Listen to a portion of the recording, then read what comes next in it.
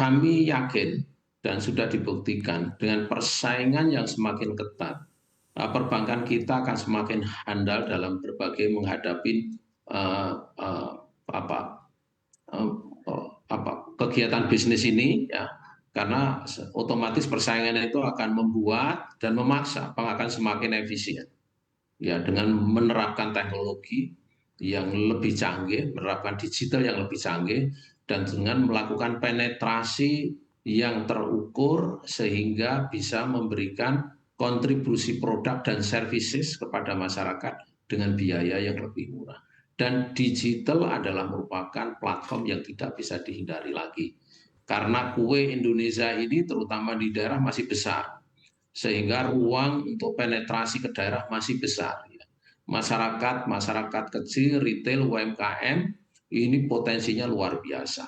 Nah, sehingga prospek ke depan perbankan dan sektor keuangan lainnya itu merupakan sektor yang sangat menjanjikan, ya, untuk bisa berkembang lebih cepat, lebih maju, dan tentunya bisa memberikan kontribusi, ya, keuntungan kepada para investor. Namun tidak boleh lupa bahwa juga dengan cepatnya perkembangan industri keuangan ini juga akan memberikan tekanan berbagai risiko digital yang mungkin harus dipahami dari awal dan juga membutuhkan human resource yang lebih handal.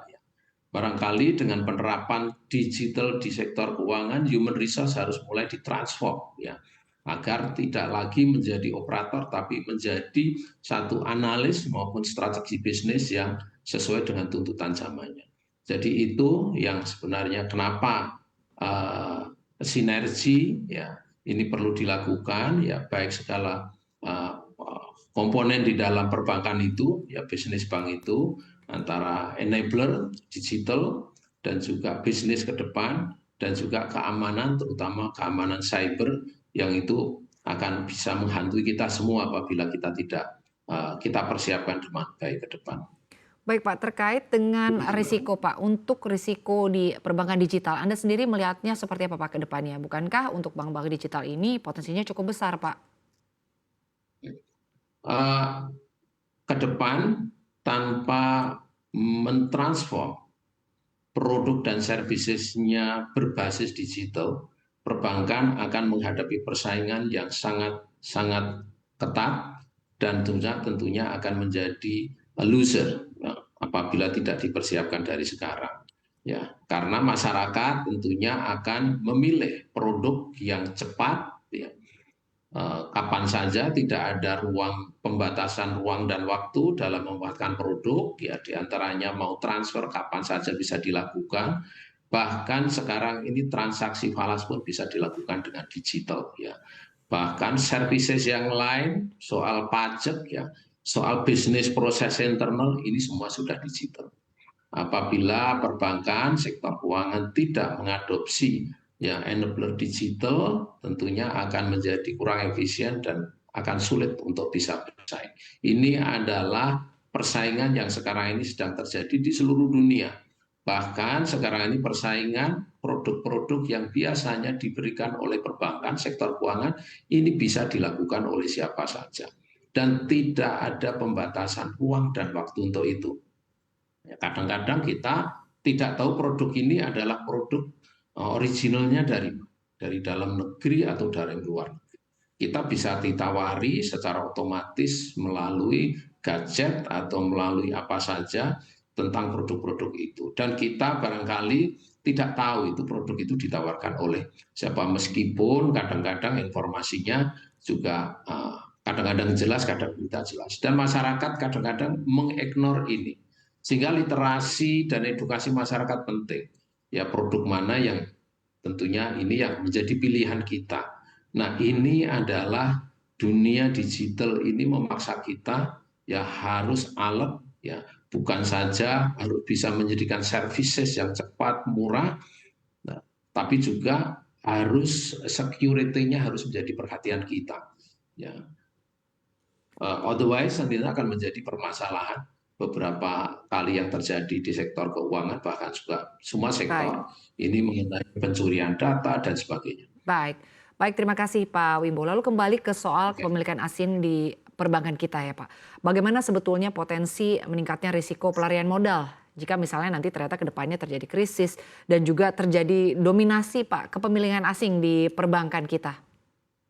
Nah, kalau pelarian modal itu hanya terjadi apabila itu adalah investasi masuk dalam bentuk portfolio, hanya itu, ya.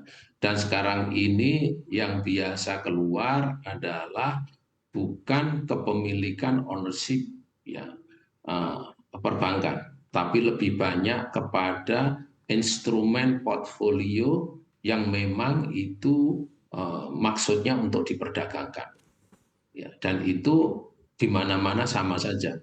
Dan kebanyakan itu yang dilakukan adalah ada sebagian besar adalah semua portfolio asing, ya.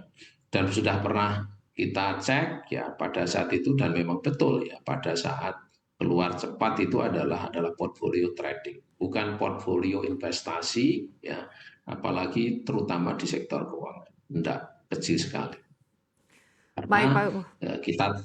kita tahu bahwa sektor keuangan ini adalah meskipun ada shock, ya, tapi secara kita buktikan beberapa kali berbagai krisis, ya, sektor keuangan itu akan cepat pulih, Baik. ya, dibandingkan sektor-sektor lain.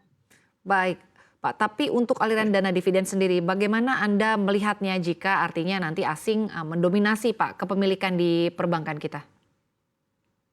Asal itu merupakan investor strategik dan itu merupakan di pasar modal yang sebenarnya bukan untuk diperdagangkan, itu saya rasa tidak ada masalah. Ya. Terutama investor strategik, ya, foreign direct investment, ya, dan juga itu investor strategik bisa langsung menjadi investor, bisa langsung melalui pasar modal. Saya rasa nggak masalah itu. Baik, artinya tidak ada Bahkan masalah ya Pak.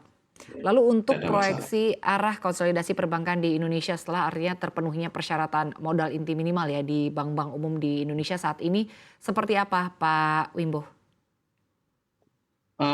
Ini adalah bagus, ya, dengan mempunyai modal yang kuat, ya, perbankan itu akan mempunyai ruang untuk berkembang lebih besar lagi di masa yang akan datang, ya.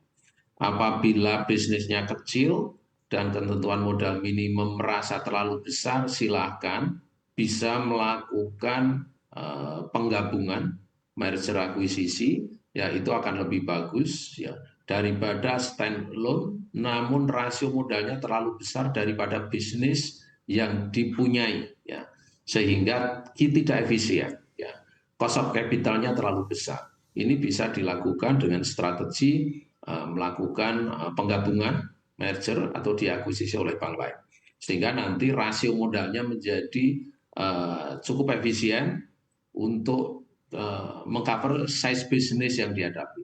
Nah, kalau modalnya terlalu besar dibandingkan bisnis, ya tentunya harus berpikir pemiliknya, ini mau diapain, ya.